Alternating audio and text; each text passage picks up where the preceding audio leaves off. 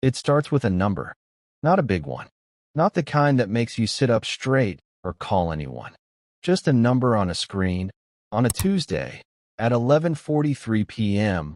while everyone else in the house is asleep. $47,000. That's what you have. Checking, savings, the emergency fund you've been quietly feeding for 3 years. All of it. $47,000. And you've been staring at it long enough that it stops looking like money and starts looking like a question. The question isn't whether it's enough to buy something. You already know it isn't. The question is whether it's enough to start. That distinction is going to matter more than you know right now. You found the concept 6 weeks ago, not through a course, not through an ad that followed you around the internet, through a comment section, of all places. Some guy on a Reddit thread about small business acquisitions who wrote 4 sentences that you've since read probably 40 times. He said, "The business pays for itself. The bank lends against the cash flow. The seller often carries part of the note. You just have to find the right one and not overpay." For sentences. You screenshot it. You don't know why yet. That weekend you go deep. Not casually deep. Legally pat on the kitchen table deep. Biz buy sell, SBA loan guides, YouTube channels with thumbnails that look embarrassing but contain actual information, a forum thread from 2019 that someone clearly spent 3 hours writing and that 3 people responded to. You read all of it. You read it until 2 a.m. and then you don't really sleep. You just lie there running numbers on the ceiling.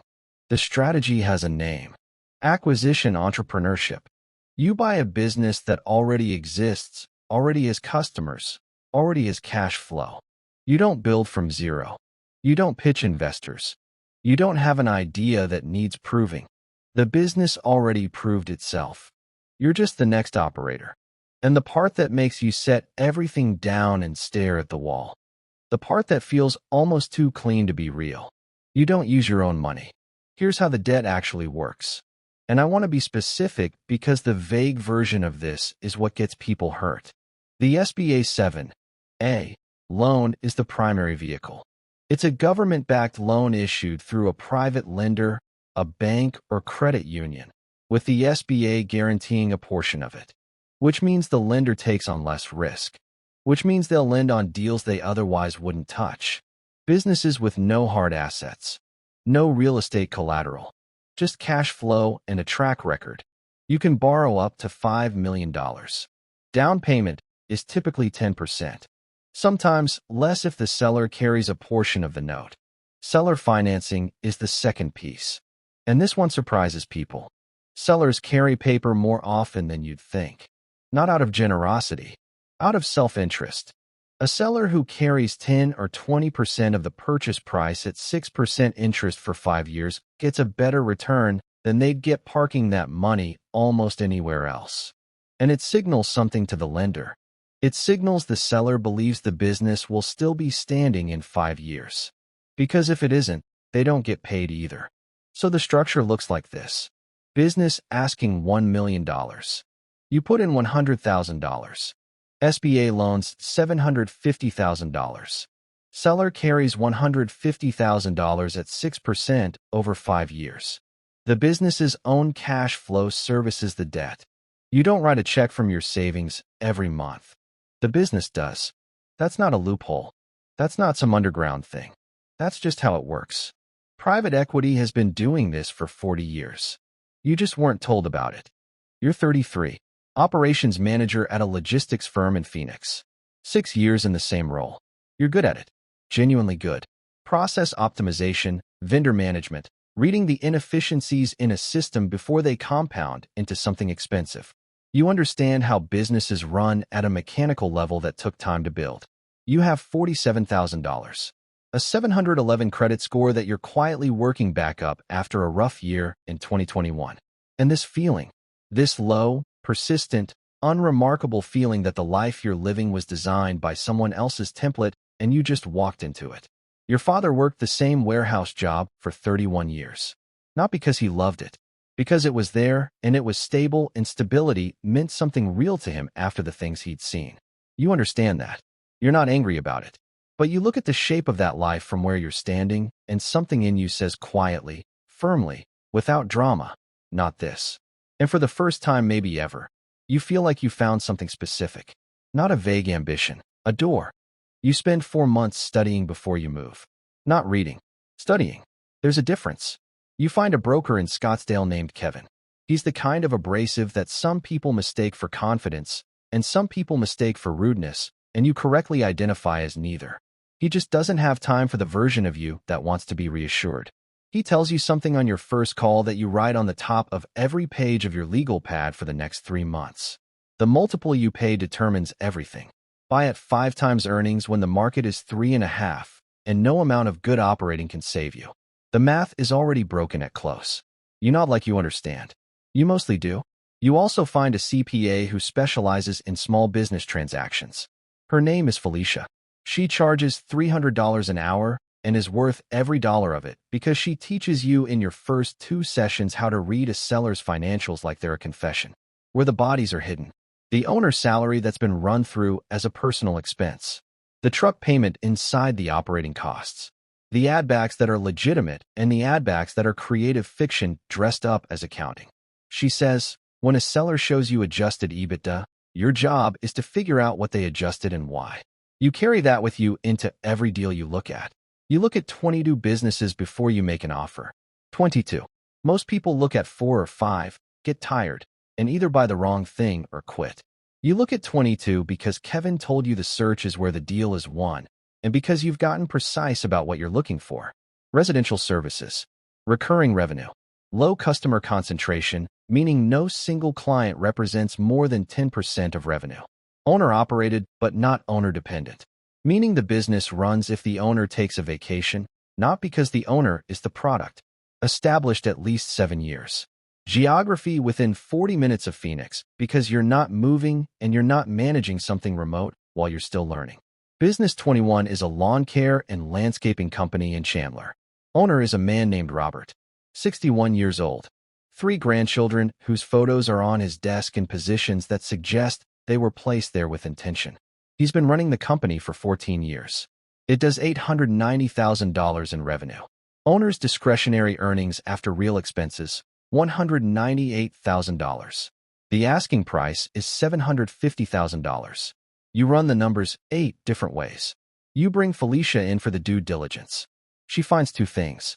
1 legitimate add-back and 1 that is, in her words, adventurous. The real number is $181,000 in owner's earnings, not $198,000. You offer $580,000. Robert comes back at $660,000. You meet at $620,000. 10% down. SBA 7A for $470,000. Robert carries $90,000 at 6% for 5 years. You close in 53 days. Paragraph 6. Annual debt service, $87,000. Owner's earnings, $181,000. Cash flow after debt service, before your own salary, $94,000. You are cash flow positive on day 1. Not dramatically, not the way the Reddit thread made it sound, but real. Actual dollars, actual margin, actual breathing room. You keep your job for the first 8 months. Not because you have to, because you're not going to bet everything on month 1. That's not discipline. That's just honesty about what you don't know yet. The first thing you get wrong is personnel. Not dramatically wrong. Not a disaster. Just quietly, expensively wrong in the way that only reveals itself over time. Robert had a crew lead named Tomas. 14 years with the company. Knows every client by name. Knows which properties have the difficult sprinkler heads. Knows which HOAs send the letters if the edging is half an inch off. Tomas is, in the most literal sense, more valuable than the equipment. You don't have a retention conversation with Tomas until month 3. By then, Tomas has already started looking. Not because he's disloyal. Because nobody told him anything. The ownership changed, and the silence read to him as uncertainty, and uncertainty in a job that pays for his kid's school is not something he waits around to resolve. He doesn't leave. But it's close. And you learn something expensive. The employees who make the business real are not interested in your vision. They're interested in whether next Friday's paycheck looks the same as last Friday's. Whether someone who matters knows their name. whether the new owner is someone they can predict. Your first job in any acquisition isn't the books. It's the people. And the people conversation happens in week 1, or it happens in the worst possible moment. Month 7, you start looking at deal 2. Not because you're bored, because the first one is running. Not perfectly, but running. And you've built enough operational process, a simple operating playbook, standardized client communication, a scheduling system that doesn't live inside one person's head, that the business doesn't require you to be physically present every day. You're looking at a pool service company in Gilbert. $640,000 in revenue. $142,000 in owner's earnings. Asking price, $490,000. Kevin tells you to walk. He says the client concentration is too high. 2 commercial accounts represent 38% of revenue. You lose either one and the debt service math breaks overnight. You walk. It doesn't feel like discipline. It feels like leaving money on the table. But you walk. The version of you from 8 months ago makes that deal. The version of you right now knows the difference between a business and a trap wearing a business's clothes. Deal 2 closes 4 months later. Residential cleaning company in Tempe. $710,000 in revenue. $159,000 in owner's earnings. No client above 6% of revenue. Owner has been running it for 11 years and is selling because she wants to retire and because her husband already has. Purchase price, $530,000. Same structure. 10% down, SBA for the rest. Seller carries 15%. You run the Tomas play immediately this time. Week 1, individual conversations with every key employee. Not a group meeting. Individual. You tell them what's staying the same, which is almost everything. You tell them what you're evaluating, which is a short, honest list. And you tell them you're staying. That last part matters more than anything else you say. Combined annual debt service across both businesses, $163,000. Combined owner's earnings, $340,000. Cash flow after debt, $177,000. Here's where most people in this position make the move that undoes them. They scale. They feel $177,000 in annual cash flow, and they think, imagine what 4 businesses feels like. They go back to biz buy sell. They start modeling deal 3 and deal 4 simultaneously. They stop looking carefully because looking carefully takes time, and time feels like the enemy when momentum feels like this. You don't do that. Not because you're naturally patient. You're not. You feel the pull exactly as strongly as anyone would. But you've been paying attention to the pattern in everything you've read, every operator story, every acquisition thread. The people who blow it up don't blow it up by buying bad businesses. They blow it up by buying too many businesses before the ones they already own are actually stable. Stable doesn't mean profitable. Profitable you can achieve in month 1. Stable means the business runs without you solving a new problem every 3rd day. Stable means the systems are built. The key employees are retained. The client relationships are documented. The playbook exists and the people inside the business can actually use it. You give yourself a 12-month rule. No new acquisitions until the existing portfolio has 12 months of clean operations behind it. Clean doesn't mean perfect. It means no structural fires. No single points of failure you haven't addressed. No client relationships that exist only in one person's phone. 12 months. Then you look again. You're 36 now. You own 2 businesses. You left the logistics job 8 months ago. Combined cash flow after full debt service is $177,000. Portfolio equity, if you sold both at the same multiples you paid, is somewhere between $800,000 and $1.1 million. Built almost entirely with borrowed money. In 3 years. While you were still clocking in somewhere else for the first 8 months of it. The debt didn't make you wealthy. I want to say that plainly. The debt just bought you access. Access to cash flow that was already there, in businesses that were already running, with customers who were already paying. The debt was the key. It wasn't the room. The room is the discipline. The ugly, slow, specific discipline of buying at the right multiple and not the wrong one. Of having the retention conversation in week 1 and not month 3. Of walking away from the pool company in Gilbert even when it hurt to do it. Of giving yourself 12 months to stabilize before you go looking again. That part. The discipline. Nobody puts that in the thread. Robert texts you sometimes. Not often. Usually when he's with the grandchildren. A photo of someone's birthday. A short sentence. No real context needed. You respond every time. You think about what you almost didn't do. The Tuesday night with the number on the screen.